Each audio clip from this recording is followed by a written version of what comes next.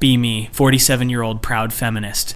Have spent the last 2 decades building my career as a diversity consultant while raising my daughter Emma as a single mother by choice. Used a sperm donor because I refused to let any man have power over my reproductive choices. Raised Emma to be a strong, independent woman who doesn't need men for anything. Taught her from age 3 about the wage gap, glass ceiling, and toxic masculinity. Refused to let her play with dolls or anything pink because gender is a social construct. Made sure she understood that traditional femininity is internalized misogyny. Today, Emma is 17 and about to start applying for colleges. Sitting at the kitchen table with my fair trade organic coffee reviewing her college essay. She wrote about wanting to study business and entrepreneurship. Feel so proud that I raised a girl who wants to compete in the male-dominated business world. Start reading through her essay with my red pen ready. Get to the 3rd paragraph, and my blood runs cold. She wrote about how she wants to build a life that allows for both career success and a traditional family. She actually used the words traditional family. My hands start shaking as I keep reading. She talks about wanting to get married someday and maybe even take her husband's last name. Says she wants to have kids while she's young and be present for them. Mentions that she admires women who successfully balance career and motherhood without sacrificing either. The words blur on the page as rage builds inside me. This cannot be happening. Not after everything I taught her. Not after I spent 17 years deprogramming her from patriarchal expectations. Close the laptop and take several deep breaths. Try to center myself like my therapist taught me. Remind myself that Emma is just confused. Probably the influence of social media and the tradwife aesthetic that's been going around. Decide to have a calm, rational conversation with her about this. Call her downstairs from her room. She comes down looking at her phone, probably texting her boyfriend. That boyfriend is another problem I need to deal with. His name is Marcus, and he's one of those quiet, stoic types. Works at an auto shop while taking community college classes. Has never once engaged with me when I try to discuss feminist theory. Just nods and says, "Yes, ma'am," like I'm some kind of authority figure to be humored. Hate how he holds doors open and insists on paying for dates. Tried to explain to Emma that he's exhibiting benevolent sexism, but she just rolled her eyes. She sits down across from me, still looking at her phone. Tell her to put it away because we need to talk. She sighs, that teenager sigh that makes my eye twitch but complies. Start explaining that I have some concerns about her college essay. Use my professional diversity consultant voice. Calm, measured, educational. Tell her that some of her goals seem to reinforce patriarchal structures. She looks at me with this blank expression. Ask her where this sudden interest in traditional marriage came from. She says it's not sudden, she's always wanted to get married. Feel my carefully constructed calm starting to crack. Explain that marriage is a patriarchal institution designed to transfer ownership of women from fathers to husbands. She asks why I'm so obsessed with what she does with her life. Obsessed. I'm not obsessed, I'm concerned. I'm her mother, and it's my job to make sure she doesn't make choices that will oppress her. She says that her choices are her own, and that I should respect them. The audacity. After everything I've done for her. Raise my voice slightly and tell her that she's been brainwashed by the patriarchy. She stands up and says she's going to Marcus's house. Tell her absolutely not. We're not done with this conversation. She looks me dead in the eye and says that this is exactly why she doesn't want to end up like me. The words hit like a physical blow. Doesn't want to end up like me. Me, who sacrificed everything to give her opportunities. Me, who built a successful career fighting oppression. Me, who showed her that women don't need men. She keeps talking and I can barely process it through the ringing in my ears. Says she's watched me for 17 years being angry and miserable. Says I have no meaningful relationships and push everyone away. Says every family gathering ends with me lecturing someone about their internalized misogyny. Says even my own sister stopped inviting me to things. Says she wants a life filled with love and partnership, not constant anger and fighting. Says Marcus treats her with respect and kindness, and that's what she wants in a relationship. Says she's tired of being told that everything she naturally enjoys is oppression. The tears are streaming down my face now, but they're angry tears. Tell her that she's throwing away everything I taught her. Tell her that women like me fought so she could have choices. She says yes, choices, including the choice to want different things than what I want. She grabs her keys and walks out. Sit there in my kitchen alone with her college essay still on the screen. Stare at the words until they stop making sense. How did this happen? Spend the next few hours spiraling. Pour myself a glass of wine. Then another. Look around my pristine modern apartment. Everything decorated in grays and whites and clean lines. No clutter, no mess, no compromise. Exactly how I like it. No man ever got to come in here and impose his preferences. This is my space. My kingdom. So why does it suddenly feel so empty? Check my phone, hoping maybe Emma texted. Nothing. Scroll through my contacts. Hundreds of names from professional circles. Colleagues, conference connections, other diversity consultants. Realize I can't think of a single person I could call right now. Not one friend who would just listen without it becoming a political discussion. Think about calling my sister, but remember we haven't really talked since Thanksgiving. That wasn't my fault though. She was the one who got defensive when I pointed out that her letting her husband carve the turkey reinforced gender roles. I was just trying to help her see her own oppression. Pour another glass of wine. Start thinking about Marcus. That smug bastard with his quiet confidence. Probably put all these ideas in Emma's head. She was fine until she started dating him. Remember the first time she brought him home 6 months ago. He showed up in clean work pants and a button-up shirt. Shook my hand with his calloused mechanic hands. Called me ma'am. Asked polite questions about my work. When I started explaining critical theory and intersectional feminism, his eyes didn't glaze over like most men. He just listened and nodded.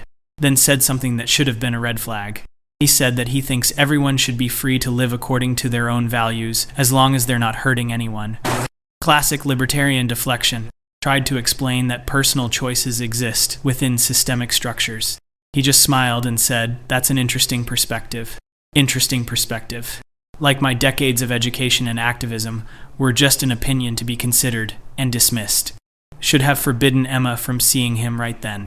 But I didn't want to be controlling. Didn't want to be like the patriarchal fathers who police their daughters' relationships. So I let it continue. Watched as Emma started changing. She started wearing more dresses and skirts. Started cooking meals from scratch instead of just eating vegan takeout. Started talking about Marcus's family and their Sunday dinners. Started seeming happy. That kind of happiness always made me nervous. The compliant, gentle happiness of women who don't know they're oppressed. Finish the bottle of wine and open another. Start scrolling through social media on my laptop. All my posts about feminist theory and calling out misogyny. Hundreds of followers, mostly other feminists. Lots of likes and shares within the echo chamber. Click over to Emma's private Instagram that I know the password to. Yes, I monitor it. That's called being a responsible parent. See photos of her and Marcus. Her smiling bigger than I've ever seen. Comments from her friends about how cute they are. Comments about couple goals and relationship envy. Find a photo from last week at some kind of family gathering. Marcus's family, presumably. Emma is sitting at a big table crowded with people. Multiple generations, all squeezed together. She's holding a baby, probably a niece or nephew of Marcus's. Looking at the camera with pure joy. The caption says something about Sunday dinners and feeling like family. Feel sick to my stomach. This is exactly what I was afraid of. She's being absorbed into traditional family structures. Soon she'll be barefoot and pregnant, giving up all her potential. Spend the rest of the night alternating between rage and despair. Finally pass out on the couch around 3 a.m. Wake up to my phone ringing at 9. It's my mother. Consider not answering, but she'll just keep calling. Pick up and immediately get a headache from her voice. She's calling to ask if I'm coming to my cousin's baby shower next month. Tell her I don't know. I'm very busy with work. She sighs that disappointed mother sigh I've been hearing my whole life. Says it would be nice if I made time for family occasionally. Bite back what I want to say about how these gender reveal parties and baby showers are just capitalist celebrations of the nuclear family structure. Instead, just say, I'll check my calendar. She asks how Emma is doing. Feel my throat tighten. Say she's fine. Mother asks if something's wrong. Find myself actually wanting to talk to her. Start to tell her about the fight with Emma. She listens quietly as I explain about the college essay and the traditional values. When I finish, there's a long pause. Then she says maybe I should consider that Emma is just being honest about what she wants. Cannot believe what I'm hearing. My own mother. Tell her that Emma has been influenced by patriarchal expectations. My mother says maybe Emma has just seen me isolate myself for years and wants something different. The betrayal cuts deep. Tell my mother I have to go. She tries to say something else, but I hang up. Sit there stewing in anger. Everyone is against me. My own daughter, my own mother. They don't understand. They've all been brainwashed. Decide I need to do something productive. Throw myself into work. Spend the next week barely seeing Emma. She comes and goes, staying at school late or going to Marcus's. We exchange maybe 10 words total. Bury myself in consulting projects and writing blog posts. Write a particularly scathing piece about how the patriarchy uses romance to trap women. Gets shared widely in my circles. Dozens of comments from other feminists agreeing. Feel validated. See, these people understand. 2 weeks after the fight, Emma comes home with Marcus. They ask if they can talk to me. Immediately on guard. Sit down in the living room while they sit together on the couch. He's holding her hand. Want to scream. Emma does most of the talking while Marcus sits there being supportive. She says she's decided to take a gap year after high school. My heart drops. Gap years are what girls take and then never go back to school. Gap years lead to getting stuck in dead-end jobs or becoming dependent on men. Start to protest, but she holds up her hand. Says she's going to work and save money. Says Marcus has been teaching her about financial planning and investing. Of course he has. Says she wants to figure out what she really wants before committing to a degree. Tell her this is a terrible idea. Tell her she needs to go to college right away or she'll lose momentum. Tell her I didn't raise her to be some dropout. Marcus speaks for the first time. His voice is calm and even. Says that Emma is one of the smartest people he knows, and whatever she decides to do, she'll succeed. Says he supports her, taking time to make sure she's making the right choice. Says college is expensive and going before. You're sure it just leads to debt and regret. Want to argue, but he's not being aggressive or controlling. He's being supportive in exactly the way that's hardest to argue against. Emma chimes in that this is her decision. Says she's still going to apply to schools, but defer for a year. Says she's already got a job lined up at a local business doing administrative work. Asks if I can support her choice. Want to scream no. Want to lecture her about how this is self-sabotage. But looking at her face, she seems so certain. More certain than I've ever seen her. Hear myself say that it's her life. Even though inside I'm screaming. She smiles and thanks me. They leave shortly after. Watch through the window as Marcus opens her car door for her. That stupid gesture of benevolent sexism. But Emma's laughing at something he said, looking at him like he hung the moon. Slam the curtains shut. Over the next few months, I watch Emma build this life I don't recognize. She works her administrative job and apparently loves it. Starts taking online courses in bookkeeping and business management. Spends every weekend with Marcus and his family. Comes home talking about helping his mom cook or playing with his nieces and nephews. Sometimes Marcus comes over for dinner at Emma's insistence. Sitting across the table from him is torture. Try to engage him in debate about social issues. He never takes the bait. Just listens and asks thoughtful questions. Questions that somehow make me feel like I'm being unreasonable. Like when I bring up the gender wage gap. He asks about controlling for hours worked and career choices. Classic MRA talking point. But he says it so genuinely, like he really wants to understand. When I explain that those factors are themselves products of patriarchal conditioning. He nods and says, that's an interesting point. Everyone should be free to pursue whatever career they want. Then asks Emma about her work projects. Seamlessly deflecting. It's infuriating. He never argues, never gets defensive. Just maintains this calm, reasonable demeanor. Like he's operating from some centered place I can't access. Start noticing things about him despite myself. How he really listens when Emma talks. How he asks her opinion on things and actually considers her input. How he talks about his own goals and plans with clarity. He's taking classes to become a licensed contractor. Wants to start his own business in 5 years. Has a detailed plan and savings targets. Never asks Emma to be part of his plans, but includes her when she volunteers ideas. It's like watching some kind of partnership I don't have a framework for. Not the oppressive patriarchal relationship I expected, but also not the independent equality I always advocated for. Something else entirely. Something that seems to make Emma genuinely happy. And that happiness starts to feel like an accusation. One Sunday, Emma asks if I want to come to dinner at Marcus's parents' house. Immediately say no. She looks disappointed, but not surprised. Asks why I never want to be part of her life. Tell her that's ridiculous. I'm very involved in her life. She says I'm involved in criticizing her life, not participating in it. Says I've never once asked about her job or her relationship without following up with judgment. Says she invited me because his family asks about me. Says they want to meet me and include me. Feel something crack inside my chest. Strangers want to include me more than my own family does. But I can't go to some traditional family dinner. Can't sit there and pretend that everything about it isn't problematic. Tell Emma I have work to do. She looks at me with something like pity, says okay, and leaves. Spend that Sunday alone like every Sunday. Try to work but can't focus. Keep imagining Emma at that dinner table, surrounded by family and laughter. Everything I taught her to be suspicious of. Everything I avoided in building my own life. Start thinking about my own choices. The sperm donor baby plan that seemed so empowering at the time. Raising Emma alone to prove women don't need partners. But what did that prove exactly? That I could do it alone. But did it ever occur to me that maybe I didn't have to? No, stop. This is the kind of thinking that leads to betraying the movement. I made the right choices. Chose liberation over oppression. Chose independence over dependence. So why does my independent life feel so hollow? Months continue passing. Emma turns 18. I throw her a small party, just a few of her friends. Marcus comes with flowers. His whole family sends cards and gifts even though they've never met me. His mother apparently made Emma a quilt. A whole quilt, hand-stitched. Emma cries when she opens it. I gave her a laptop for college. Practical, expensive, useful. But she doesn't cry over it. Watch her hug Marcus and thank him for the framed photo of them. It's from their first date, she tells her friends. He kept it all this time and had it professionally framed. Her friends all swoon. I feel like I'm watching something from another planet. This performance of traditional romance. But Emma's joy seems genuine. After the party, Marcus helps clean up without being asked. Emma is walking friends out. Just the two of us in the kitchen. He's washing dishes. Tell him he doesn't have to do that. He says, it's no problem, happy to help. Find myself just standing there watching him. Then hear myself asking why. He turns, confused. Ask him why he's with Emma, what he wants from her. He dries his hands and looks at me directly. Says he loves her. Says she's brilliant and funny and kind.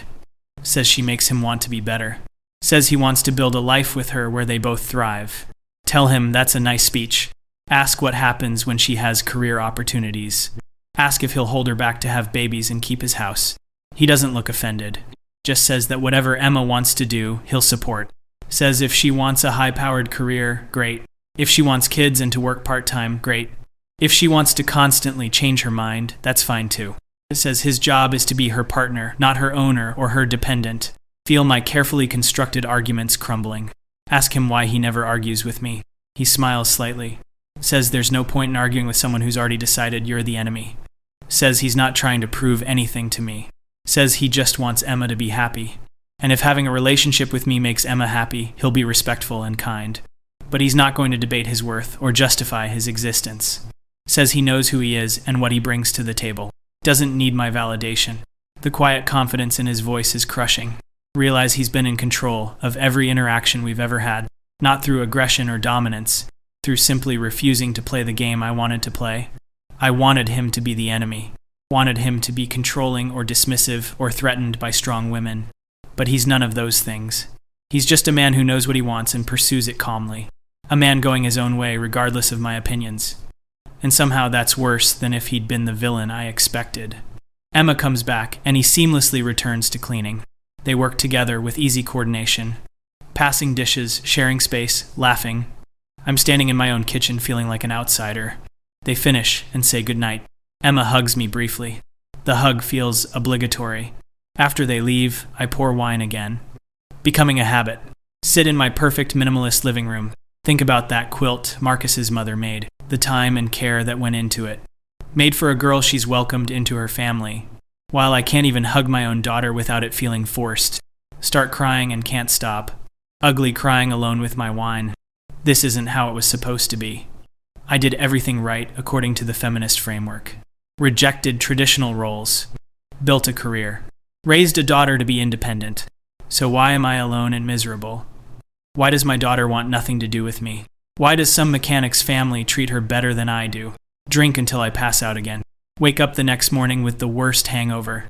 Call in sick to work. Spend the day in bed, scrolling through old photos of Emma.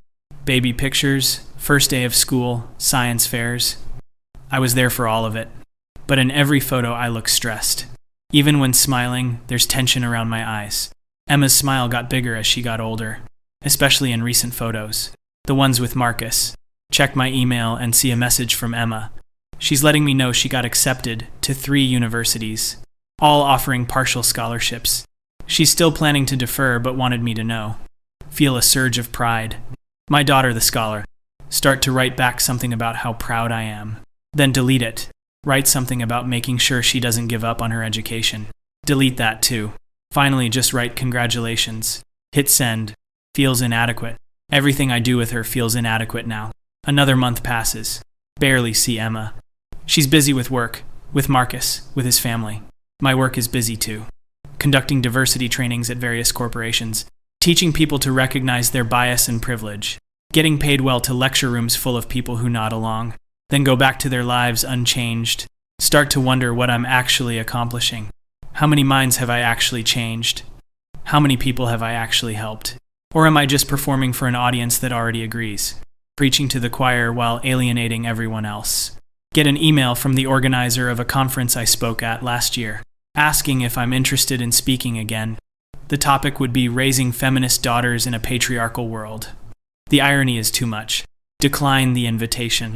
Can't get up on stage and talk about successfully raising a feminist daughter. Not when my daughter explicitly said she doesn't want to end up like me. That night Emma comes home early. Asks if we can talk. My stomach drops. This is it. She's moving out. Moving in with Marcus, probably. Sit down and brace myself. She sits across from me, nervous. Says she wants to fix our relationship. Says she loves me but can't keep living in this tension. Says she needs me to accept her choices even if I don't agree with them. Says she needs me to stop treating Marcus like the enemy. Says she needs me to be her mom, not her political advisor. Feel tears forming. Ask her why she doesn't want to end up like me. My voice cracks on the question. She looks sad. Says because I seem so unhappy. Says I've built walls around myself, made of ideology. Says I treat every relationship like a power struggle. Says I can't just enjoy things without analyzing them to death. Says she watched me push away every person who tried to get close. Family, friends, even her. Says she wants a life full of love and connection. Says that doesn't make her weak or oppressed. Says feminism should be about choice, including choosing partnership. Every word lands like a punch. Because she's right. About all of it. Start crying, really crying. Not angry tears, but grief. Grieving the relationship we could have had. Grieving the life I could have built. Grieving the person I might have been without all this armor. Emma comes and sits next to me. Puts her arm around me. First real affection between us in months. Tell her I'm sorry. Sorry for being so rigid. Sorry for pushing her away. Sorry for making everything a political statement. Sorry for being so afraid of her being hurt that I hurt her myself. She cries too. Says she knows I was trying to protect her. Says she appreciates everything I sacrificed. Says she just wants to be allowed to choose differently. We sit there crying together. Feel something shift between us. Still don't agree with all her choices. Still think traditional marriage is problematic. Still worry about her giving up opportunities. But I'm tired of fighting. Tired of being right and alone. Ask her to tell me about Marcus. Really tell me, not defend him. What does she love about him? She lights up. Talks about how he makes her laugh. How he challenges her to think differently. How he's ambitious but grounded. How his family welcomed her completely. How he listens to her dreams and helps her plan for them. How safe she feels with him. Listen without interrupting, without correcting or analyzing. Just listen to my daughter talk about being in love. When she finishes, she looks at me hopefully, asks if she really wants me to meet his family. She says yes, so much. Agree to come to Sunday dinner next week. She hugs me tight. I haven't been hugged like this in years. That Sunday, I stand outside Marcus's parents' house. Modest suburban home, well-maintained. Can hear noise inside, laughter and voices. Want to run. I want to go back to my safe apartment, but Emma is waiting for me. Ring the doorbell. Marcus opens it, smiles genuinely, welcomes me in. The house is chaos. Kids running around. Multiple conversations happening. Food smells everywhere. Overwhelming after my quiet, controlled life. Marcus's mother comes over immediately. Hugs me like we're old friends. Thanks me for coming. Thanks me for raising such a wonderful daughter. Introduces me to everyone. His father, his siblings, nieces, and nephews. They all greet me warmly. No judgment about being the single feminist mom. No political litmus tests. Just welcome. Dinner is loud and messy. Food passed family style. People talking over each other. Kids needing things. Exactly the kind of traditional family structure I've criticized for decades. But watching Emma in the middle of it. Helping with the kids. Laughing at inside jokes. Belonging. She looks happy. Genuinely, deeply happy. Marcus's mother asks about my work. Brace myself to be judged. But she's genuinely curious. Asks thoughtful questions. Tells me her own story of working while raising kids. The compromises and struggles. Doesn't frame it as oppression or empowerment. Just her life, her choices. Find myself actually enjoying the conversation. After dinner, Marcus asks if I want to see his workshop. He's been fixing up the garage. Follow him out. It's immaculate. Tools organized, projects labeled. He shows me the chair he's building. Explains the joinery, the wood selection. Talks about it with quiet pride. Not showing off. Just sharing something he loves. Tell him it's beautiful. He thanks me. Then turns and looks at me directly. Says he knows I don't approve of him. Says he understands why. He says if he had a daughter, he'd be protective too. Says all he can tell me is that he loves Emma. Will do everything in his power to support her and make her happy. But he can't live his life trying to prove himself to me. Has to live according to his own values. Says he hopes someday I'll see that his values and mine might not be as different as I think. We both want Emma to thrive. Just have different ideas about what that looks like. Says the door is always open if I want to be part of their lives. But it has to be on terms that respect everyone. Not just me. Standing there in his workshop, looking at this man who's so sure of himself, who's built a life on his own terms, who's walking his own path regardless of my approval. Realize he's done what I always claimed to be doing, but actually achieved it, living authentically, not performing for anyone, not trying to prove anything, just being. Tell him I'll try to be less judgmental, try to accept Emma's choices, try to be part of this family if they'll have me. He smiles and says that's all anyone can ask. We go back inside. Emma looks relieved to see us talking. The rest of the evening I just observe. Watch how this family operates. The traditional gender roles I'd normally critique are there, but also flexibility and respect. Marcus's father does dishes. His mother talks about her career. The siblings share childcare. It's not the patriarchal nightmare I expected, just people doing their best. When I leave, Marcus's mother hugs me again. Says I'm welcome anytime. Means it. Drive home in silence. My apartment feels especially empty. Sit in the dark thinking about all my theories and frameworks, about the life I built to prove a point, about what I actually have to show for it. Successful career, yes, but no community. No family beyond a daughter who I almost lost. No partner. No one to build a life with. I chose this. Chose ideology over connection. Chose being right over being happy. And now my daughter is choosing differently. She's taking the best of what I taught her. Independence, ambition, self-respect, but adding what I rejected. Partnership, family, community.